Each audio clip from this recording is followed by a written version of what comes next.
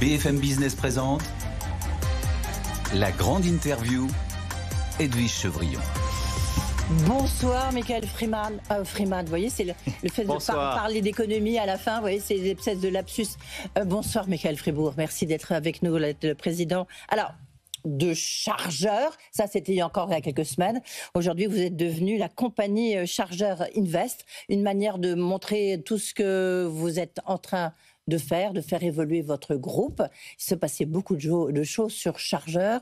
Vous avez lancé une OPA, puisque vous avez pris en fait le contrôle en 2 temps des chargeurs de Jérôme Sédou. On peut dire ça comme ça. Absolument. Nous avons mené à bien une consolidation de notre capital autour du groupe familial Fribourg et ce qui va devenir dans quelques semaines la compagnie Chargeur Invest a voulu exprimer 2 choses. Alors, sa double vocation industrielle et patrimoniale, et puis aussi rendre hommage à sa longue histoire, puisque c'est une maison qui a maintenant 153 ans, et c'est un élément extrêmement fort de la vie de notre groupe. Donc j'ai un peu trop anticipé, on peut encore dire président de Chargeur. Absolument. D'accord, et le changement de nom, ça sera effectif quand ? Ce sera en avril, d'ici quelques semaines. Bon voilà, c'est juste, j'ai anticipé de 15 jours, c'est normal.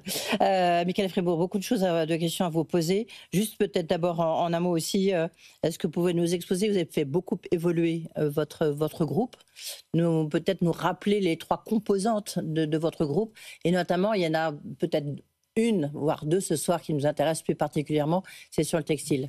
Alors, aujourd'hui, la compagnie Chargeur Invest, ce sont 3 plateformes d'activité, l'une dédiée à la culture et l'éducation, l'une dédiée à la mode et au savoir-faire, et la 3e dédiée aux matériaux innovants. Et nous avons dans ces plateformes, comme vous le savez, aujourd'hui 5 numéros 1 mondiaux qui vont du leader mondial des textiles techniques pour le luxe et la mode, au leader mondial de la création et de l'aménagement de musées, jusqu'au leader mondial des films de process pour l'industrie. En fait, vous êtes sur des niches, mais à très fort potentiel, c'est ça ? Alors, à très fort potentiel, mais pas qu'à potentiel, aussi à très forte réalisation, puisque aujourd'hui, comme je le disais, nous avons des numéros 1 mondiaux. Et l'ensemble de ces numéros 1 mondiaux représente près de 600 millions d'actifs nets réévalués, déploieront cette année plus de 800 millions d'euros d'activités et de chiffre d'affaires dans une centaine de pays. Oui, centaines de pays. Vous réalisez 96% de votre chiffre d'affaires qui était de 730 millions, allez j'arrondis, 730 millions en 2024, 96% hors de France, dont 40% aux États-Unis. Et en plus, dans votre activité culture-éducation, c'est vous qui avez reconfiguré le musée de la Maison-Blanche. Donc, est-ce que ça va vous pénaliser, là, cette espèce de conflit larvé entre la France et l'Europe et les États-Unis ? Ce qui nous pénalise d'abord, c'est la faiblesse de l'Europe. L'an dernier, Chargeur, vous aviez 25% de croissance aux États-Unis, 10% de croissance en Asie, dont la Chine, qui était en difficulté, et 1% de croissance en Europe. Cherchez l'erreur. Pourtant, où est-ce que vous trouvez 25% de croissance aux États-Unis, les 2,8%, non ? Combien ? Mais nous, dans nos activités, nous avions ces volumes de croissance. Et ce qu'on ressent, c'est surtout une très grande faiblesse de la situation européenne, et ce n'est pas en gesticulant qu'on va compenser cette faiblesse de la situation européenne, qui est une faiblesse pour les industriels, puisque nous conservons des activités industrielles, qui touchent à l'énergie, qui vont toucher, vous allez le voir bientôt, à la question de la monnaie, et aussi qui touchent à la réglementation européenne. Donc on a en fait, en Europe, finalement, eu un désarmement industriel.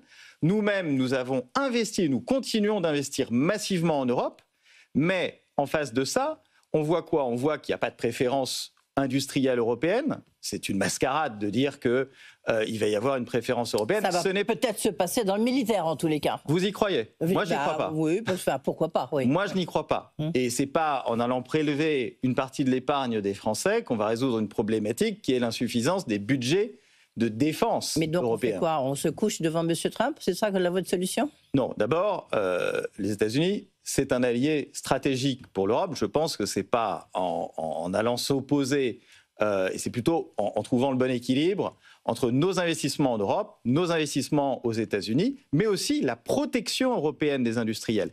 Nous avons mené un désarmement unilatéral de nos barrières douanières, pas vis-à-vis des Américains, vis-à-vis de l'Asie. Bon, ça impose maintenant aux Européens d'aller courir après des marchés au bout du monde pour aller compenser les marchés qui n'ont plus juste à côté de chez eux. Il y a quand même une anomalie qu'il va falloir à un moment donné résoudre.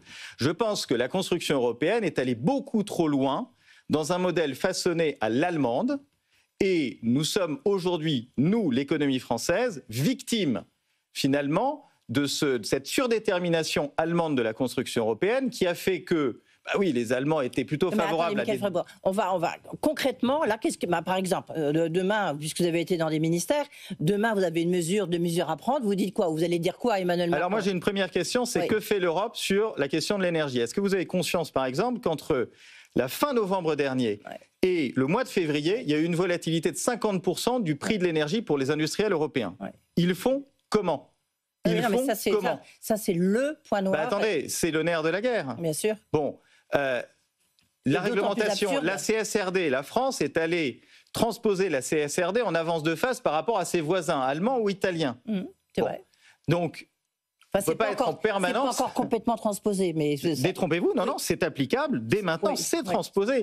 Il y a des discussions en cours, mais toutes les entreprises appliquent la CSRD comme nous l'appliquons. C'est très bien. Mais ce sont des investissements colossaux, ce sont des ETP qui sont dédiés.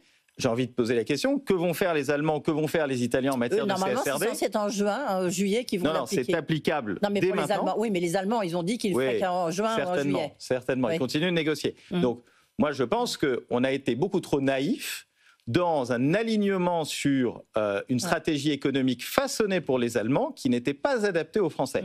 Il faut qu'on se réveille là-dessus. Et nous avons eu un désarmement industriel en France beaucoup plus ample qu'en Allemagne, qui se ressent aussi dans les modèles de financement de l'industrie. Et donc, là encore, il faut qu'il y ait un réveil français en la matière. Est-ce que vous... je ne sais pas, moi, on a eu Bruno Le Maire sur ce plateau, je l'ai reçu, je ne sais pas, très, très, très souvent. Il parlait de la réindustrialisation de la France. Donc vous nous dites... J'ai trouvé Bruno Le Maire très talentueux pour la dépense publique, mais pas pour la réindustrialisation, pardonnez-moi. Nous, on a continué d'investir en France. La France représente toujours plus de 30% de nos investissements industriels mondiaux. Ce qu'on constate, c'est que les grands sujets qui impactent les industriels, ils ne sont pas traités, ils ne sont pas regardés. L'industrie est méprisée en Europe, l'industrie est négligée en France. On se réveille aujourd'hui sur l'industrie de défense. Je ne sais pas, je recevais hier à la même place Jean-Dominique Sénard, le président de Renault. Lui, il disait, moi, je vais construire mes voitures en France. Mais nous investissons en France et nous développons des textiles en France. Et ça va être l'objectif, c'est d'abaisser les coûts en investissant à mort dans la technologie. Mais c'est ce que tous les industriels font. Mais prenons un exemple.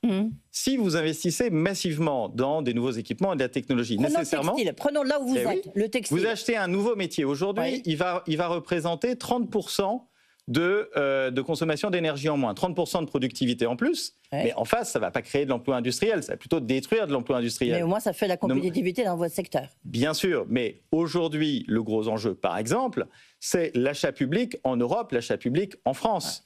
Qui n'est pas du tout à la hauteur. Par exemple, les Allemands achètent beaucoup plus allemand que les Français n'achètent. Mais par exemple, vous avez racheté une entreprise qui fait des costumes, qui fait des textiles pour les militaires, par exemple. Oui, qui est une société suisse qui s'appelle Sealander. Voilà. Est-ce que là, par exemple, est-ce que vous allez, je ne sais pas, peut-être dire, moi je suis prêt à vous en fabriquer plus? Alors attendez, c'est ce que nous avons fait. D'ailleurs, nous avons investi chez Sealander en France comme en Suisse, en Picardie, comme en Suisse, et ils font notamment des tenues de camouflage, et ces tenues de camouflage, bien sûr, nous, on est tout à fait prêts à produire plus. Mais la question en face, c'est est-ce qu'il y a de la continuité dans les budgets de défense? Vous ne pouvez pas avoir un yo-yo.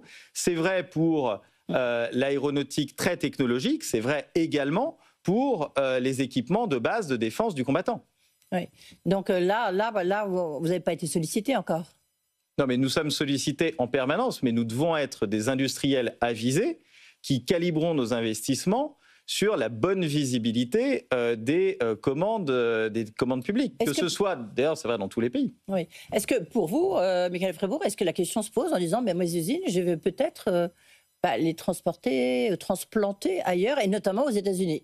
Non, ça, on a des technologies, des ingénieurs, des savoir-faire, des opérateurs qui satisfont tout à fait nos objectifs. Mais simplement, ce que je dis, c'est que nous sommes obligés de brider nos investissements parce que nous n'avons pas assez de visibilité sur l'énergie, la réglementation, la trajectoire carbone et les commandes publiques, et que ces éléments, empêche et freine l'investissement en Europe. Vous avez aux États-Unis un discours qui est beaucoup plus offensif. Qui n'est pas très prévisible. En fait, j'écoute en tous les cas les industriels qui sont présents là-bas.